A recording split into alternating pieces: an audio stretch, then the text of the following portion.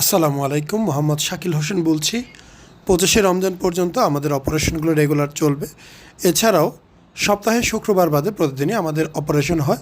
অবশ্যই 3 দিন আগে বুকিং করবেন। আপনারা আজকে যে অবস্থাটা দেখতে পাচ্ছেন, আসলে আমাদের সমাজে বর্তমানে প্রায় অনেকেরই এইরকম হয়ে থাকে। খুব বেশি বড়ও না, খুব বেশি ছোটও না, মিডিয়াম একটি অবস্থা।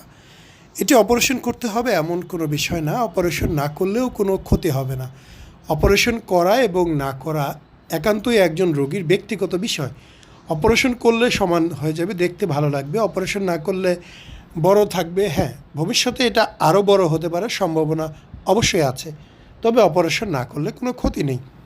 আপনি যদি মনে করেন আপনার সামাজিকভাবে চলতে ফিরতে কষ্ট হচ্ছে, জামাকাপড় পরতে সমস্যা, মানুষের সামনে লজ্জা লাগে, সেক্ষেত্রে আপনি অবশ্যই অপারেশন করতে পারেন। এখানে কোনো বাধা নিষেধ নেই। সিম্পল একটি অপারেশন বুক অবশ করে করা হয়।